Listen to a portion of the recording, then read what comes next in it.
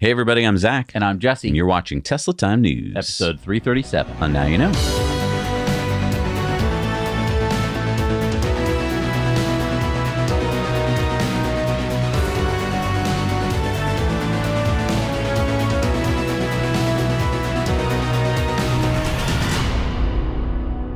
Thank you to Birch Mattress for sponsoring this episode. I've had my Birch mattress for over a year, and I'm so glad that I do. Birch makes mattresses and sleep products that are stylish, comfortable, and environmentally conscious. Their non-toxic mattresses are made in America and crafted with organic and natural materials that have been sustainably sourced.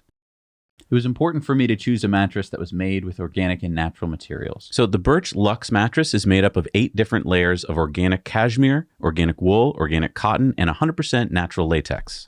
The organic materials are comfortable and durable. They also help me cool and regulate my body temperature, which helps me sleep better. So in addition to being a better mattress for Jesse, Birch is also committed to being better for the planet. I love that my mattress is not releasing dangerous emissions into the air, as it is guaranteed free of harmful chemicals. So the Birch Luxe Natural Mattress has several third-party certifications. They're certified by the Global Organic Textile Standard, the leading textile processing standard for organic fiber across the globe. And what I like most is how well I'm sleeping. I can tell a difference in how I feel. A good night's sleep really does make a difference in my day. Plus, the process of getting my Birch was really easy. It's simple to look online instead of going to a store. I was able to read through the descriptions and select which mattress best suited me. My mattress was shipped right to my door. It was really easy to unbox and set up. I felt really confident about trying a Birch mattress because you get free shipping and a 100-night sleep trial. That means you get the chance to try your Birch product in your own home for 100 nights to decide whether it's the perfect fit for you. And Birch mattresses have a 25-year warranty. I love my Birch mattress, and I think you would too. If you're looking for a new bed, check out Birch today. You can click on the link below or go to birchliving.com and you get 20% off your mattress plus 2 free pillows. If you're looking for a mattress for your little ones, also check out the new Birch Kids line. All right, so this is a big deal. President Biden tweeted out, in building our EV charging network, we have to ensure that as many chargers work for as many drivers as possible. To that end, Elon Musk will open a big part of Tesla's network up to all drivers. That's a big deal, and it'll make a big difference. And Elon replied, he said, "Thank you. Tesla is happy to support other EVs via our supercharging network." Okay, so I get it. There seem to be 2 sides forming on this story. On one side, you have people, mainly existing Tesla owners, who are like, "Hey, this isn't fair. I helped pay for the supercharging network when I bought my Tesla, and now all these non-Tesla EVs are going to take advantage of it?" On the other hand, opening the Tesla Supercharger network up to non-Tesla EVs means that those EVs get one thing that they were missing, which is a good high-speed charging network. Now back to the other hand. "But now the superchargers are going to be full with non-Tesla EVs, and I won't be able to charge as easily." But Elon has said that Tesla will be more than doubling the number of supercharger locations in the US. So here's the statement from the White House, so we know what's actually going on here. Tesla, for the first time, will open a portion of its US supercharger and destination charger network to non-Tesla EVs, making at least 7,500 chargers available for all EVs by the end of 2024. The open chargers will be distributed across the US. They will include at least 3,500 new and existing 250 kilowatt superchargers along highway corridors to expand freedom of travel for all EVs, and level 2 destination chargers at locations like hotels and restaurants in urban and rural locations. All EV drivers will be able to access these stations using the Tesla app or website. Additionally, Tesla will more than double its full nationwide network of superchargers manufactured in Buffalo, New York. Of course, it's the White House. They had to stick in there that it's US made. So Tesla is planning on making 7,500 chargers available to all EVs by the end of 2024. And don't forget, Tesla can control the flow of non-Tesla EVs at their superchargers in 2 ways.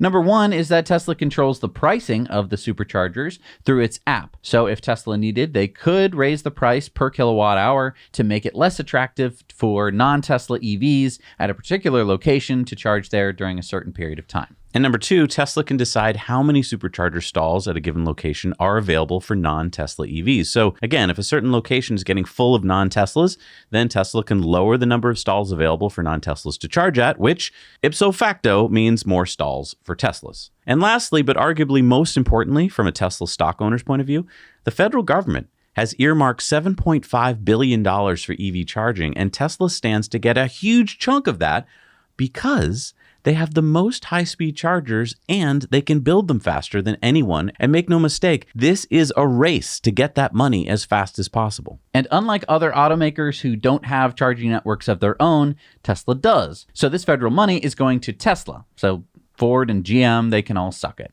And I hear a lot of Tesla owners out there, which is like, this isn't fair for me, blah, blah. This is not a money-losing business. This is a money-making business for Tesla because they're actually going to charge enough for the electricity so that they make money on those chargers. Think about it for a second. If you drive up to a Tesla Supercharger location, say 8 stalls, and there's only 2 Teslas charging there, then actually Tesla's not making as much money as they could.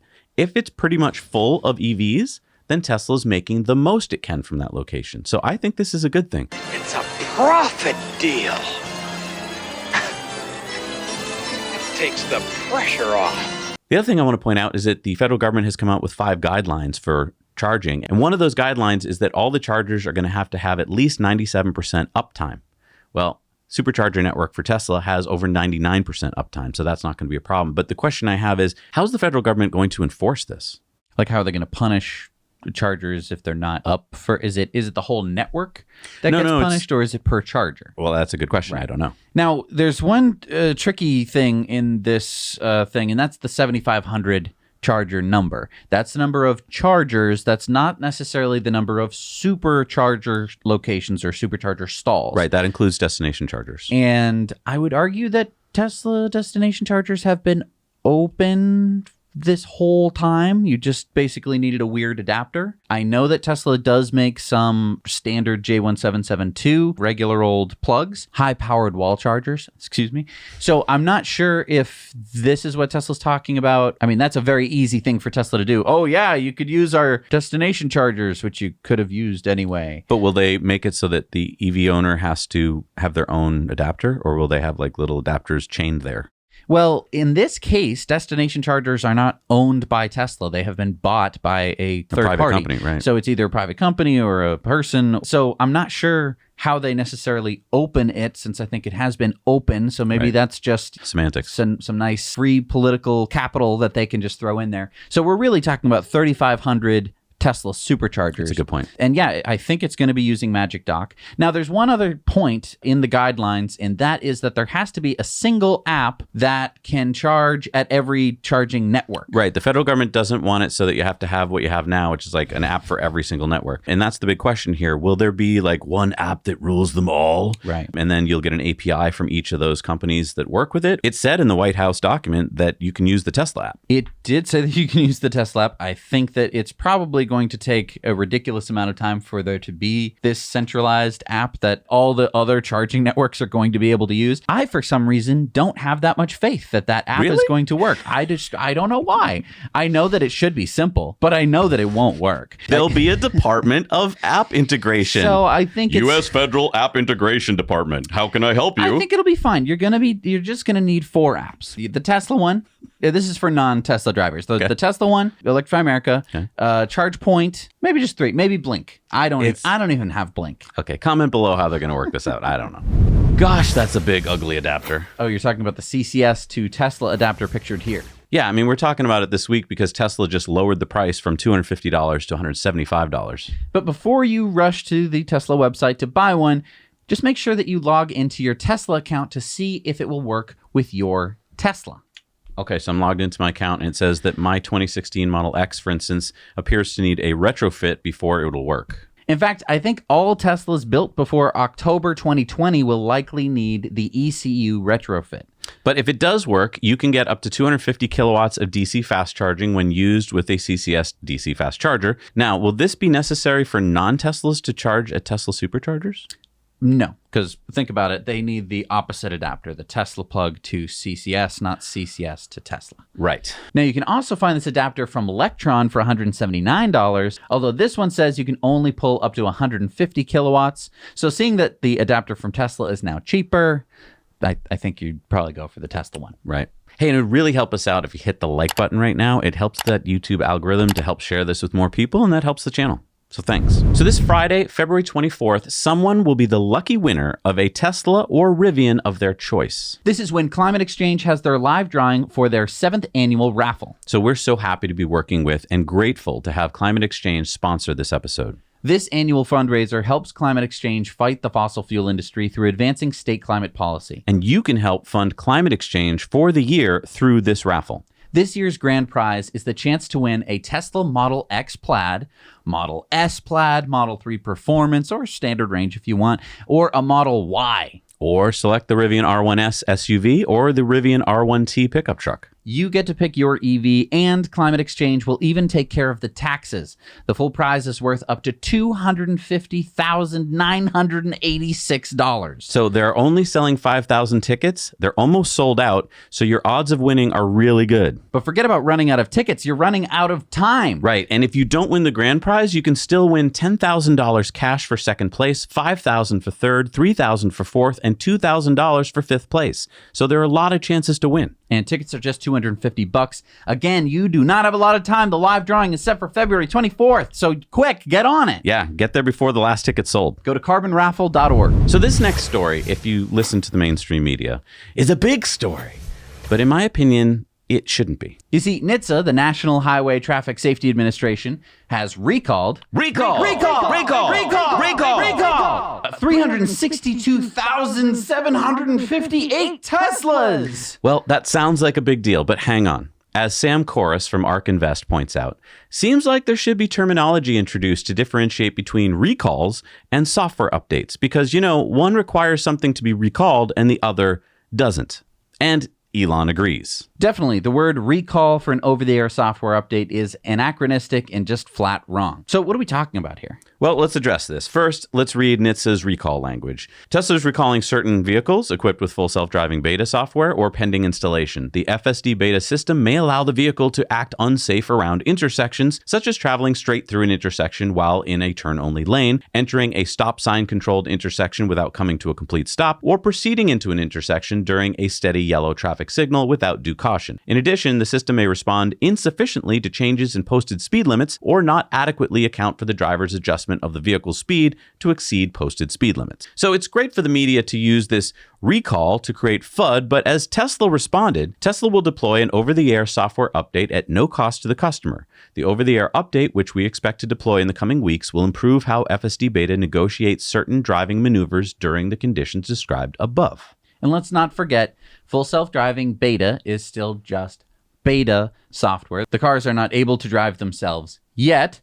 Now, NHTSA raised the issue with Tesla on January 25th, and Tesla met with regulators on several occasions up until February 7th. Now, Tesla said on February 7th, while not concurring with the agency's analysis, Tesla decided to administer a voluntary recall out of an abundance of caution. And the sad thing here is that full self-driving beta is hardware and software that will lead to cars becoming safer. Yeah, technology always marches on, and full self-driving will become a reality, and I believe Tesla will lead the way.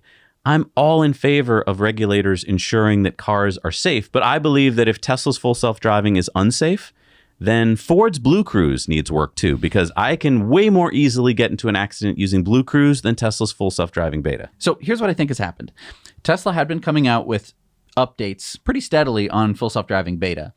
This has been kind of a dry spell in terms of updates. I think what it was is NHTSA has just been chasing them in terms of hey, this update has a problem. And then Tesla would be like, oh, well, we just came out with an update that fixed it, so we don't need to issue a recall. Right. And then they'd be like, well, we think there's another problem. And then Tesla would go, oh, but there's already a new update that's out. So I think what's happened is because Tesla's gone this long without there being a software update for full self-driving beta, NHTSA was finally able to catch up with the bureaucracy and they're moving along, stamping, everybody's stamping. And I think they finally caught up to the point where they could issue a recall to Tesla and make them have to do a software update. Yeah, and I think it's a really good point. I'm really looking forward to FSD Beta 11 because I think there's going to be a lot of good stuff in there. So thanks, NHTSA, for speeding it along. And just to give some perspective on this, I think Sawyer Merritt had a really good tweet. He was pointing out that since January of 2022, Tesla's had 21 recalls for 4 million cars, and 99% of those cars were fixed using software updates. But let's go to Fiat, Kia, Hyundai, VW, and BMW, which had no software fixes. Ford, Nissan, GM, and Mercedes fixed 1%, 2%, 32%, and 17% respectively of their recalled cars with software updates. So media, if you're going to talk about Tesla having a recall, should also give some perspective. Yeah. So according to Electrek, Tesla has sold out of the Model Y in the US until April. Yeah, the $7,500 federal tax credit and the price cuts have brought in a lot of demand. But I thought Tesla had a demand problem. In fact, Tesla is raising the price back up $1,500 after its initial $13,000 price drop because of all this demand. And what's this I'm hearing about the $7,500 tax credit is only good until March? I thought that the federal tax credits last until 2032. Well, manufacturers haven't gotten the battery sourcing guidelines from the Treasury Department yet.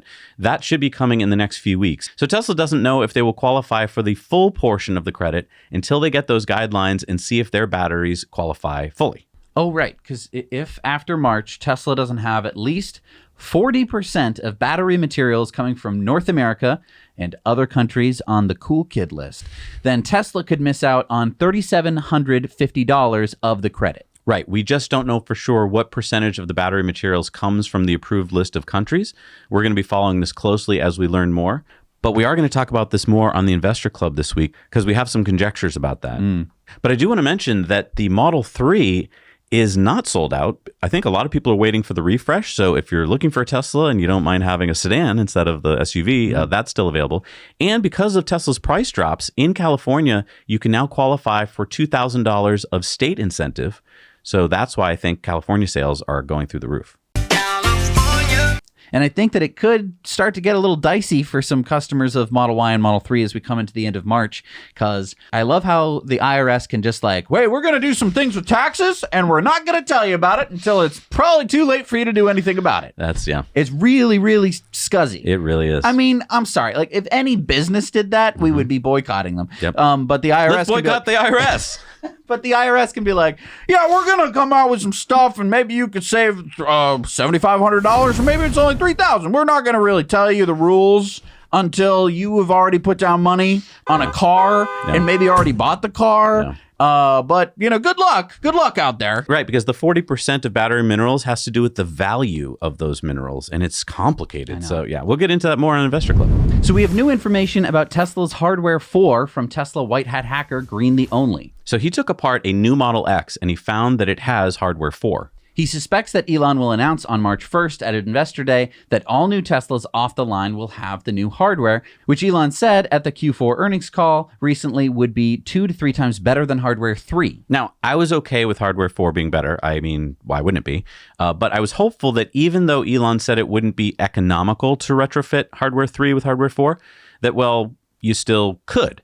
But it appears from what Green the Only has found out, you probably won't be able to do that. You see, Hardware 4's form factor is different. Take a look at this. The top is Hardware 4. The bottom is Hardware 3. Let's look at this picture. The left is Hardware 4. The right is Hardware 3. And so basically you're seeing that they're completely different. And look, there's 25 tweets from Green the Only about what it means, like this, about, you know, and if you're into this kind of geeky stuff, like, by all means, please go read all his posts. It is interesting. But some quick notes here. Hardware 4 has higher power consumption when idle than Hardware 3. It seems to have better security than Hardware 3. And there's a big one here. There's 12 connections on Hardware 4 for cameras instead of 8 on Hardware 3. One of those is marked spare, so likely there'll be 11 cameras on Hardware 4. Wow. And it appears that 3 of those will be in the bumpers. And now there's evidence for radar coming back because there's a new radar connector on there. Honestly, you guys are embarrassing. And now we also get to see photos of Tesla's newest radar from FCC documents. It appears to be smaller and more power efficient than their old radars, but no indication of it being higher resolution. So was Elon wrong to have pulled radar in the first place? I mean, I thought the idea was we don't need radar. And now it's like, okay, we need radar. But then I thought it was, oh, well, we'll have, you know, more high resolution radar. But if it's the same radar, just cheaper, why did he pull it? Did he find out he was wrong? He needs it? Like, or comment you below. Need it for Hardware 4, but it's cheaper, so it's good. I don't know. I mean, it's cheaper and smaller, which is great. That's great. But like, I thought the whole point was that radar was like having someone in the back seat trying to drive while you're driving. And it was like, watch out. Oh, it's okay. Watch out. And it's like, it's no fun to drive when someone's giving you other information. You just can't do it. But I mean, you know, would we really be able to fully understand how to program a full self-driving computer? I don't think that I'm qualified. I don't know about you. And I don't know about you, but you can obviously let us know in the comments below. So we know that Elon has talked about the alien dreadnought, the machine that makes the machine. And now we're getting a new look inside GigaBerlin of those robots from 5 new Tesla videos released on Twitter, of course, including this giant robot named Godzilla. We also get to see inside the GigaBerlin paint shop, and the biggest shop in the factory by headcount at 1,000+ people, the General Assembly, where seats, HVAC, power electronics, drive units, and more are installed using 20+ automated stations. Yeah, this is just really cool footage. I'd love to see what's going on inside of factories. And I wanted to just point out that if you're like, well, all factories that make cars have robots. True. But just look at how few people are in many of these shots. And the fact is that Tesla can make a car in about 10 hours versus VW at their Zwickau plant takes about 30 hours. So that's a 3x. And I know a lot of you are like 10, 30, similar numbers. No, they're not similar numbers. If you could do something, let's say in 10 hours and your competition could do it in 12, that's a 20% increase. That's pretty good. This is not a 20% increase. This is 3 times faster. This is 2 days different. Like this is, I don't know, what is that? Like 3 shifts different. Yep. It's just absolutely incredible. And no one talks about this in the press. Yeah. So we were talking last week with our patrons on a live Zoom video call. And by the way, you should join us over there on Patreon. It's lots of fun. We have perks like that over there. And we get to hang out with you guys. But anyway, one of the things we were talking about was Netflix's new password gate. Yeah, we're going to call it Password Gate because that's fun. It's obviously, it comes from Watergate Gate. Anyway, yeah, that's so anyway, we're talking about Netflix's new policy to crack down on password sharing. The whole thing was that you'd have to log in with each device at least once every 31 days onto your home Wi-Fi network, or else that device will be locked out from the account. So your stepbrother in, Minnesota wouldn't be able to, use your Wi-Fi account unless they did that. Doug, what's your Wi-Fi password again? No, I know, I told you, but it's not going to work, Oh, can I ship my phone to you and then ship it back? So we were talking about how this could be bad for a lot of Tesla owners, because if you live in a city or something like that and you can't easily log your Tesla into your home network, then you could lose the ability to watch Netflix on your Tesla. But we have some good news. After Drive Tesla Canada published their story last week, Netflix reached out to them to tell them that this policy won't apply to Teslas. Yeah, so this Netflix policy update might be because so many Tesla owners contacted Netflix and many of them left Netflix. And I'm not going to get too deep into Password Gate because I think that it's not really our area of expertise. I think that we all kind of understand that this wasn't the best move by Netflix. Yeah, I mean, I think this is what happens when you let bean counters run a company. I mean, focus on what you do best. Put out good content and people will sign up and watch your stuff. Look, this is just my commentary on a lot of these streaming services. They put out something great like Game of Thrones. Everyone signs up for it. And then they stop putting out good content. And everyone's like, okay, well, I've already watched Game of Thrones. Right. So like Netflix, focus more on the content, less on every last customer you can squeeze out of it. We're making Stranger Things as fast as we can. So 5 days after that really bad Super Bowl commercial, the day they opened reservations, Ram has officially closed reservations of its first electric pickup truck, the Ram 1500 REV. Now, we have no idea how many $100 refundable deposits Ram took before closing out the reservations. It's a time-tested strategy, right? You announce after a few days that you had tremendous interest and you close reservations for a while, and then you can open them back up again later and make customers feel lucky to get on the reservation list. But again, did Ram get 20,000 pre-orders or 5,000? We don't know. So Ford got around 200,000 pre-orders by December of 2021 for their F-150 Lightning, which is around a 3-year backlog. And look, this is good news. Ultimately, we want people to buy clean, efficient pickup trucks.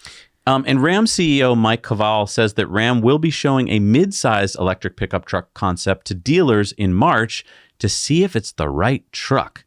Remember, Ram discontinued its mid-size Dakota in 2011. A mid-size EV, though, wouldn't come until 2025 at the earliest. So Ram's first EV will be its Ram ProMaster full-sized van coming later this year, with Amazon as its commercial fleet customer. And remember that the Ram ProMaster is one of the most expensive to fix right now, and that's the ICE version. So hopefully by switching to EV, it'll become one of the least expensive. But I just want to ask this question. Why would Ram go to its dealers to let them decide if they should make a mid-sized EV? Because they don't care. They don't care. I don't think that we're really going to see the 1500 REV for years now. Now, I mean, again, if you watch their commercial, which I think was in pretty poor taste, you will kind of see that basically they're just here to make fun of EVs, get people to get excited for their EV that's way in the future. But Jesse, they have it built out of clay. Right. And that's great. But yeah, they're basically just trying to Osborne the entire EV pickup market. And I don't think that that's actually going to work out for them. I know that they have a very strong pickup brand. It's third. I mean, it comes after Ford and right, Chevy. but like by prestige, I feel like everyone just thinks that Ram is so hoity-toity. I couldn't care less. You're welcome to disagree with me because I don't care. But that's kind of what everyone says. And now Ram is saying like, don't do premature electrification. Don't get an EV now when you could get the 1500 REV, which we haven't released any of the specs on. It's like, okay, but the Cybertruck's coming out. And I think a lot of people are going to get the Cybertruck because over 1 million people have reserved the Cybertruck. Speaking of Cybertrucks, a Cybertruck with Lidar was spotted last week being towed on a covered flatbed truck. Now, many people took to the Twitter sphere and said, oh my goodness, it's broken. No, look carefully. That's just dirt and dust. And then they said, oh my God, it's got LiDAR on the front. So it must mean that all Cybertrucks are going to have LiDAR. No, that is a Xenomatic solid-state LiDAR, which Tesla uses frequently when ground truthing their sensors. Even Tesla has said that much. They said the claim that Tesla may be planning to use LiDAR as part of its self-driving hardware suite is fundamentally untrue. We regularly test our own technologies against other sensors to calibrate our camera, sonar, and radar system. Yeah, for instance, we see them on Tesla Semi from time to time, but it is fun to see a dirty Tesla. Yeah, and so this is what your Cybertruck will look like when it gets dirty. And then people went like, oh my gosh, the Cybertruck can get dirty. I thought it wasn't going to do that. I thought it couldn't do that. No, what was the title of this story? Did Joey 2000 reveal Cybertruck frame? Yeah, well, Tesla released this funny Valentine's Day video about robot dating in which they feature various Tesla robots, and we're going to be showing it and talking about it on Patreon bonus stories today. So join our Patreon for as little as $1 a month and watch all of our Patreon bonus stories. I don't get it. Yeah, well, look for yourself at this part here where Joey 2000 talks about how strong it is lifting 40,000 pounds. What is that? Is that a one-piece Cybertruck frame? A lot of people over on our sponsor, Cybertruck Owners Club, are saying that the background appears to be Giga Texas, and that does look like it could be the right size and dimensions to support the Cybertruck body that we saw a few weeks ago. I guess there's people out there with their tape measures and their rulers and their protractors. So maybe. Comment down below what you think. If this is true, then it's really good news that Cybertruck is on schedule for limited production later this summer. And again, we're sponsored by Cybertruck Owners Club. That's where you should go talk about all this because that's where everyone's got all the diagrams and sketches to prove this or disprove it. And I'm really excited that they're sponsoring our show. So thank you so much, Cybertruck Owners Club. So Zach and I are planning to attend Micromobility Europe 2023. Yeah, we've been having such a good time testing out e-bikes, e-scooters, and all kinds of micromobility devices over on our Now Let's Review channel. And we were like, man, I wish we could go to a conference to talk all about it. And if only it could be in the most bike-friendly place in the world. So yeah, we're going to Amsterdam in June. You can buy tickets right now, and you should definitely get them before the prices go up again. And if you use our link, you will get 20% off your tickets. Yeah, last week a bunch of people already did that, so I'm so excited to meet you guys there. I want to meet all of you there. I want to go for bike rides together. I want to ride along the canals. I mean, Amsterdam is such a beautiful city. I think in June it's going to be awesome. If you were looking for an excuse to go to Amsterdam, this is your excuse. Yeah, I'm really excited. Maybe we could do like a meetup. Maybe we could do the plastic cleanup thing. Oh yeah, that was so much fun. Riding through the canals and getting to clean it up. And I mean, you feel so good about yourself and you get to see the city that way. It'd be fun to do that with patrons or something. That would be really fun. Anyway, yeah, check out the link below. We're really excited to be attending. This is our first time attending a micromobility conference. So yeah, hopefully we'll see you there. Yeah. So we had a great interview with David Prochel, one of the founders of Peak Evolution, over on our Disruptive Investing channel. You might remember Peak Evolution. They are the Swiss startup company that are working on this, an electric truck that can handle mountain terrains. Get it? They're from Switzerland. They are going to attempt to drive this electric beast up one of the highest mountains in the world, a place no vehicle has ever reached. 6,893 meters to the summit of Ojos del Salado in Chile. And they are going to do it completely using solar power. So hear all about how the truck works and the adventure that they're planning. And how you can help be a part of it by watching that interview over on our very own Disruptive Investing channel. So we work really hard over on Disruptive Investing to bring you these videos with companies you've probably never heard of, with people and companies doing things that are new, amazing, difficult. In a word, disruptive. Go check it out. It's a really fun interview. Yeah. And I mean, you might be like, oh, they're doing solar to be green. No, they're doing solar because there's literally no infrastructure anywhere near the peak of this mountain. Such a cool company. So cool to talk to this team. Yeah, go check it out. I had a really great interview with them. So we haven't talked about this company for a while. Zoox. It's the 9-year-old autonomous robotaxi startup. Is this startup that's 9 years old still a startup? But anyway, Zoox got acquired by Amazon for $1.2 billion in 2020. And later that year, Zoox revealed their all-electric autonomous shuttle with 133 kilowatt-hour battery pack. Zoox has been busy testing their vehicle for over 1 million autonomous miles. Wow, 1 million. 1 million. And now Zoox has announced that they have been granted an operational testing permit from the California DMV to begin offering robotaxi rides with passengers on public roads. The permit doesn't allow for the public to ride in a Zoox yet, but the Zoox can drive on public roads, both empty or with Zoox employees as passengers for the time being. So beginning this spring, full-time Zoox employees will be able to take Zoox robotaxi rides between its Foster City, California offices during business hours. Now, there's been no timeline announced yet for when Zoox will begin offering robotaxi rides to the public. And again, 1 million autonomous miles sounds really good, but it just sounds really good because you have to keep in mind that Tesla has billions of miles, which is 3 orders of magnitude more. Getting on 4 orders of magnitude more miles of autonomous driving. Do you remember back in early 2020 when Tesla started building GigaBerlin and people started doing this thing where they would fly their drones over the construction site and then post their videos on YouTube to show the world Tesla's progress?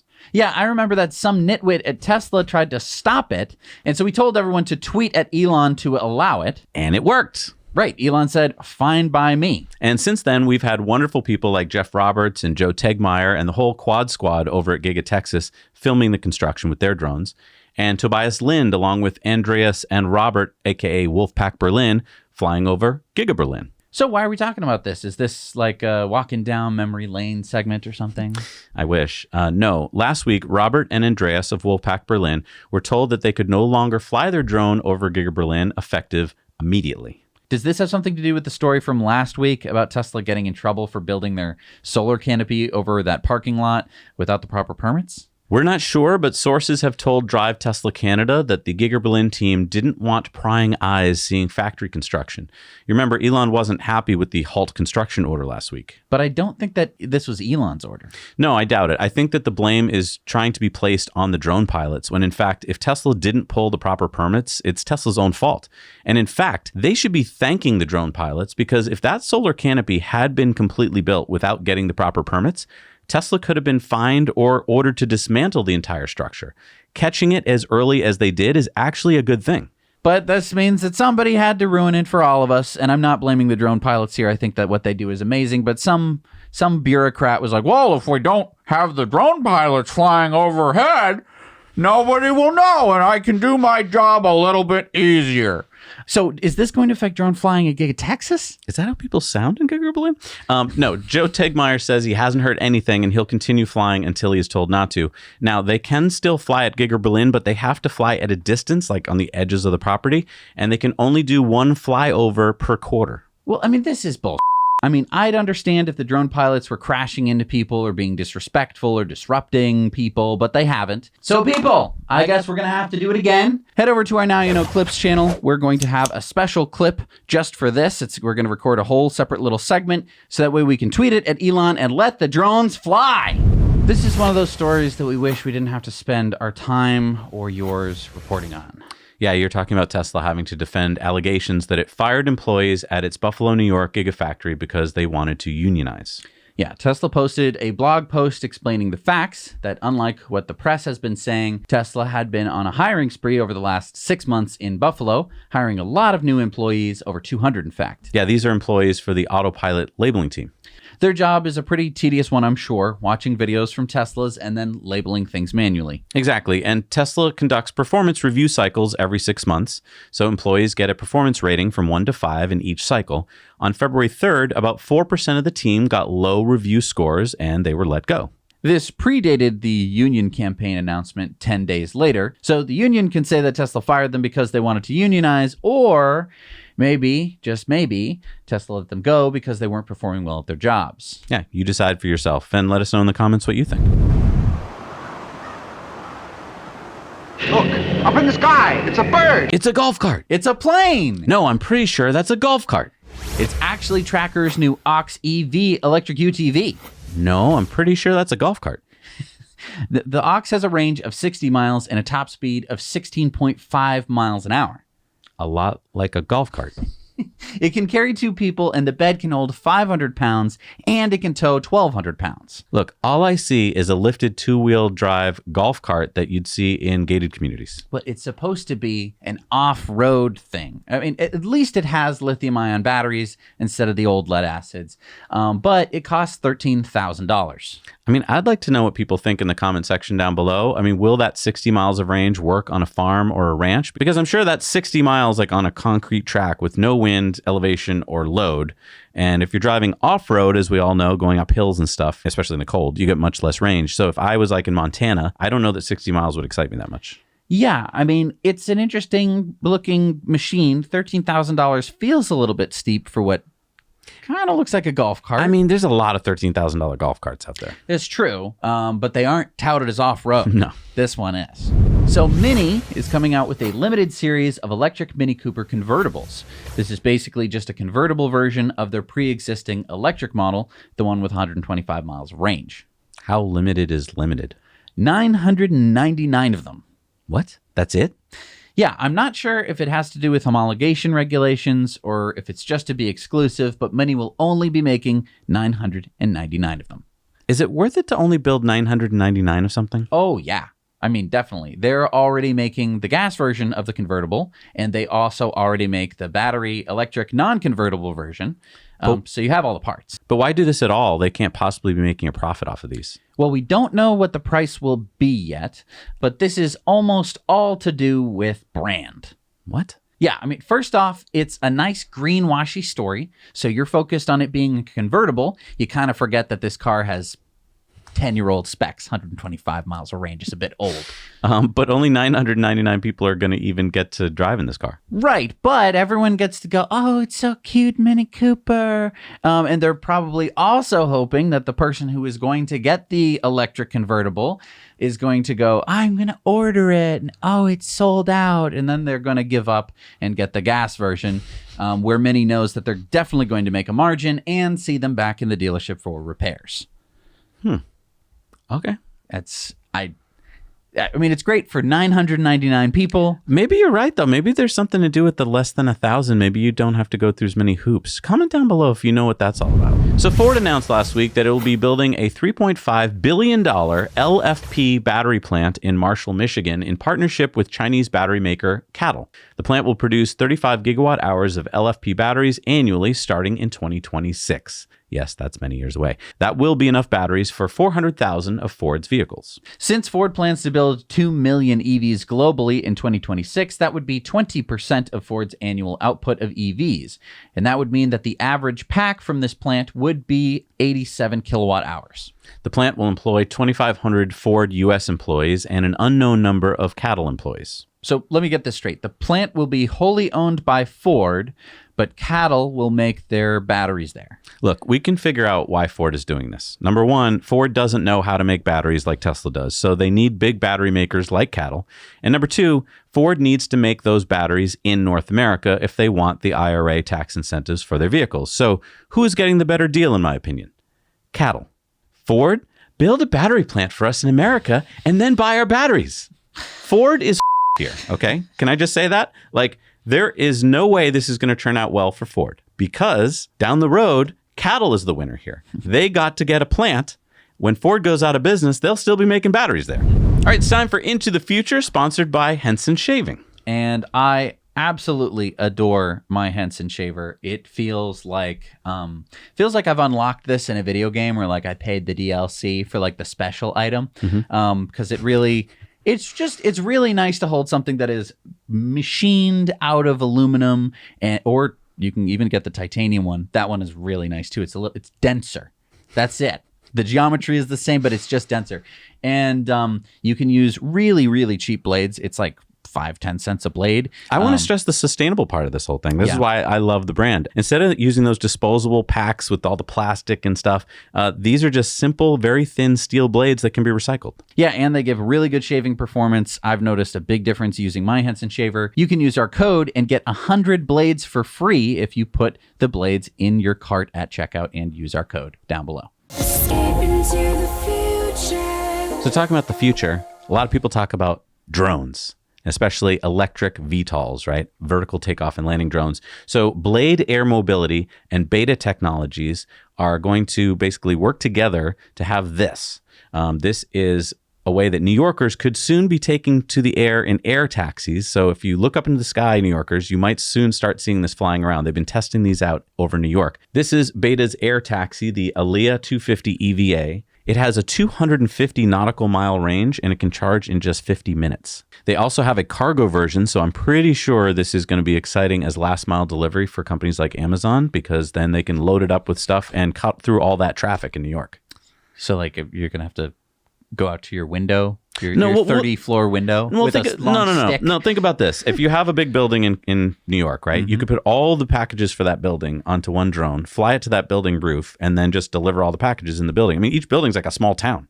That's cool. And then you could have a delivery chute system. So instead of, having the suction thing, you could hear just like clank, clank, clank, clank, clank, clank, clank, clank, clank, boom, whoa, whoa, oh my goodness, it's my Henson razor. Wait, it comes out the HVAC system? No, it has a special chute. I see. It lands on your desk. Yeah, no, I mean, to me, it's just exciting that the story is actually even happening, because I think we all think that this is just years and years away, and it's actually happening. I mean, there's so many companies working on this. We're getting flying cars, people. I know, right? Come on, this is great.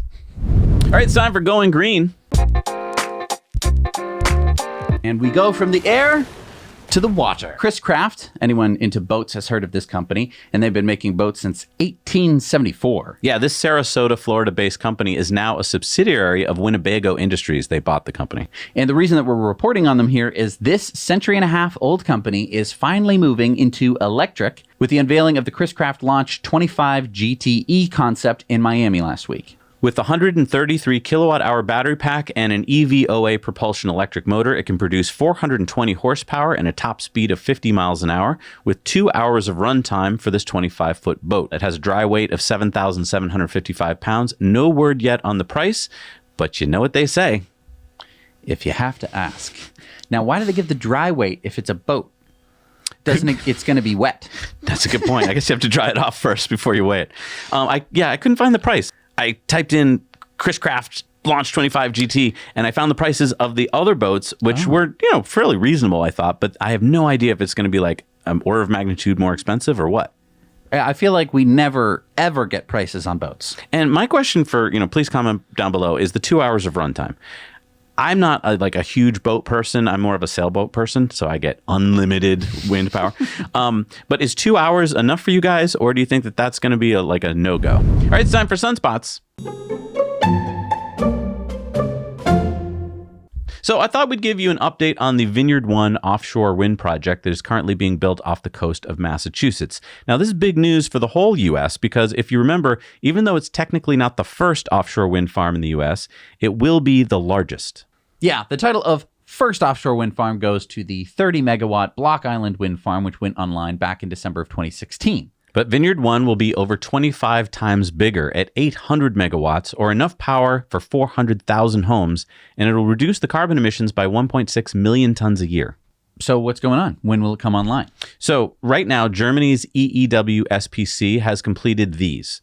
These are 1,895 tons of steel monopiles each. That's how much each one weighs. That's the tube that holds up the turbines. They are 31 feet or 9.6 meters in diameter and 279 feet long. And just to put that in perspective, take a fully loaded Boeing 747-8 airplane which weighs up to 447 tons when fully loaded with passengers. So each monopile weighs about 4 747s. Wow. The $3.5 billion Vineyard wind farm will have 62 Haliade X 13 megawatt turbines spaced 1 nautical mile apart. And in December, the transition pieces, which are the parts that go between the monopiles and the turbines, were shipped from Spain. The Italian electrical cable company Prysmian Group are now in the U.S. laying the cables, and so Vineyard 1 is expected to come online this year. And according to research done by the University of Massachusetts, Dartmouth, and Springline Research Group, the project now appears to have had twice the economic output in terms of jobs created than initial projections. So I am super excited about this. Now, why are all of these parts coming from Europe? Well, think about it. I mean, until now, the U.S. hasn't really had any offshore wind, whereas countries like the U.K., Netherlands, and Denmark have been doing it for years. But I do believe as the U.S. begins opening offshore wind farms, that's going to change. All right, it's time for our video contributor stories. Remember, you can send in your stories and get them on the air. All you have to do is shoot 2 minutes or less, shoot them in landscape with good audio and no music. Send them to hello@nowyouknowchannel.com. Not nowyouknow.com. A lot of people are like, that doesn't work. Read it. hello@nowyouknowchannel.com. Sorry, we couldn't get Now You Know. That's been taken. Too much money. So what do we got this week, Jess? Our patron Tony sent us this story about his visit to an agrivoltaics research site at Biosphere 2, located just outside of Tucson, Arizona. Hey, Zach and Jesse. This is Tony from California. I hope you guys are having a very happy new year. I decided to go on a road trip with my wife to Arizona, Sedona, and Tucson, and it's been very beautiful.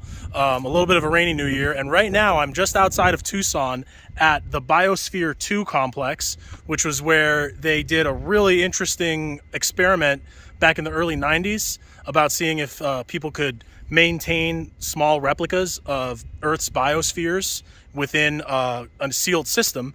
And this is also a really interesting place because this is a site of a really interesting agrivoltaic research station.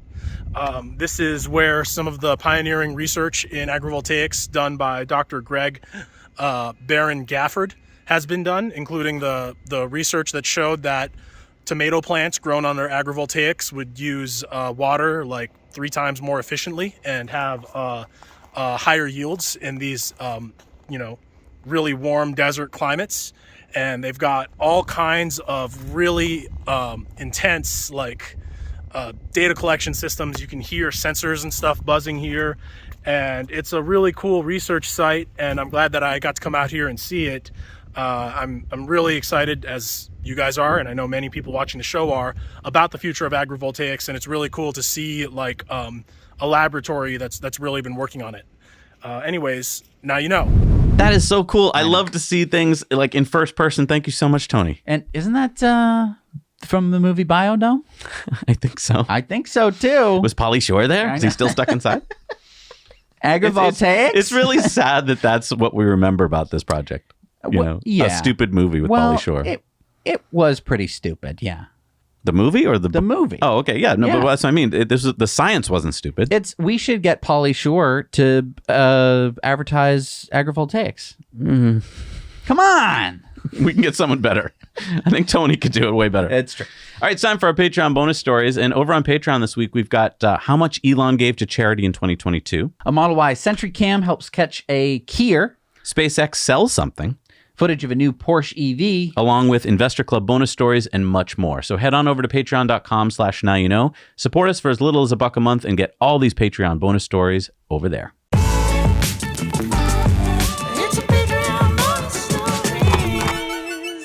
All right, we're back from the Patreon bonus stories. It's time for the shout outs. These are the people that support us at $5 a month or more each month, and they get their names in the end credits at the end of the show. Who do we got, Jess? We've got Danny Diab, Carrie the Jedi Lee, Steven Swartz, Dejan Collins, and Patsy Jimenez. Thank you so much for supporting us. We can't do this show without you.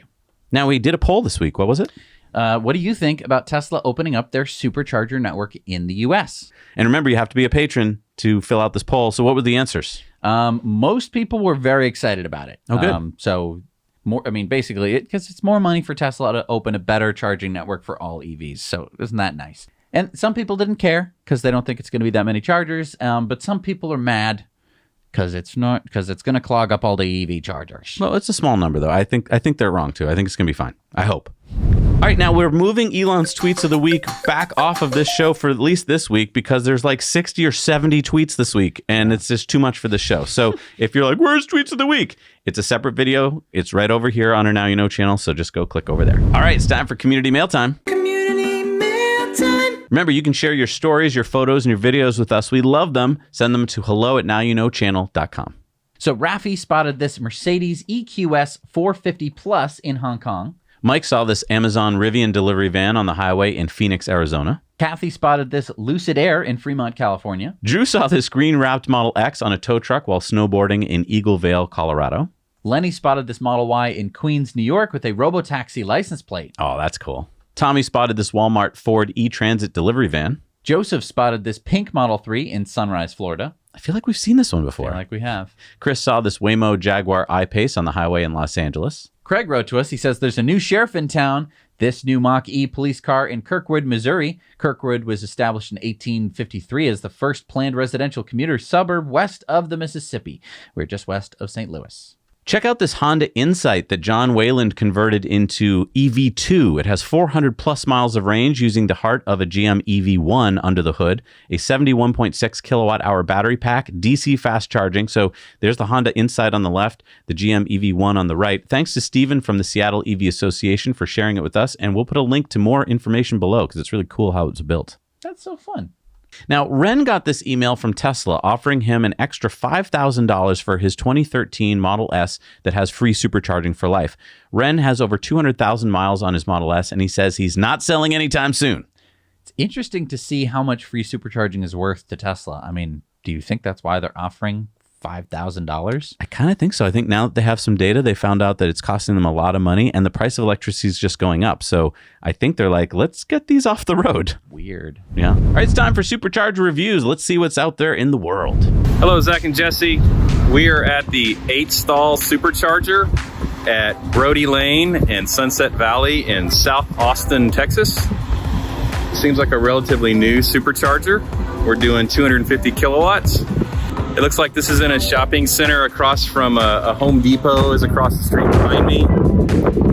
And then there's kind of a general strip mall back here. So you could do some shopping, go to World Market. You could even go to the gym back behind me at Orange Theory if you wanted to work out.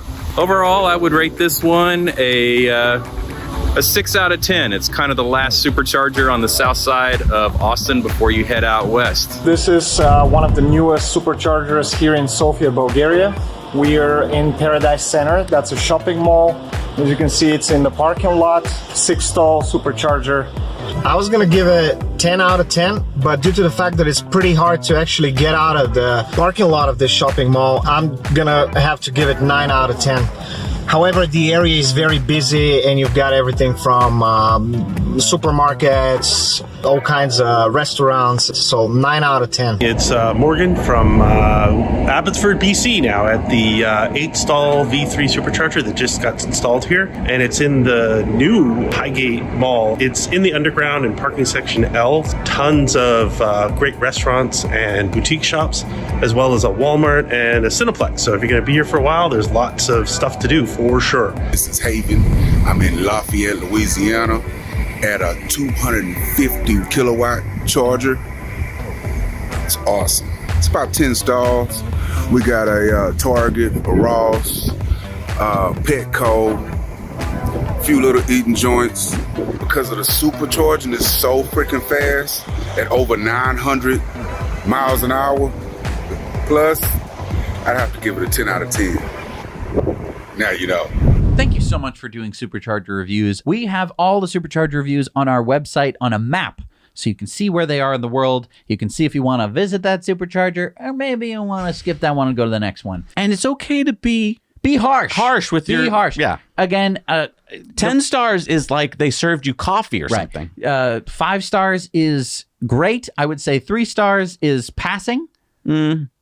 What? 3 stars is kind of bad. 3 stars is kind of bad. But don't just give everything a 9. Right. I was at the West Springfield Supercharger in Massachusetts this week. What would you give it? Did you review it? Big ol' 0. Did you review it? I'm reviewing it right now. But it's not on our map. It's so sketchy because it's in this big parking lot with nobody. Okay, but why didn't you make a video? Because I didn't want to get out of the car. Oh, I see. There was a car, a gas car, mind you, came screaming past right in front of the whole thing. You could have done it from inside the car. I didn't know that was going to happen.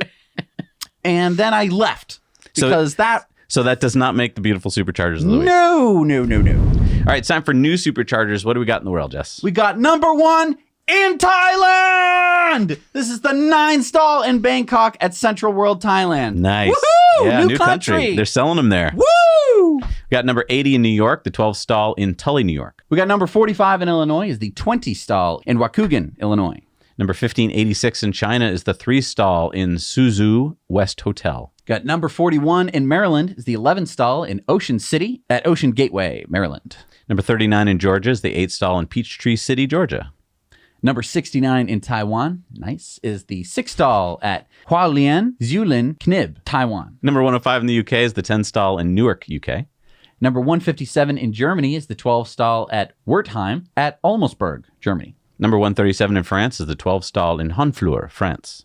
Number 32 in Oregon is the 51 stall. No, that must be a typo. In Sutherland, Oregon? That's got to be a typo. 51 stall? That's in the middle of nowhere. No, check that out. What? Look at that.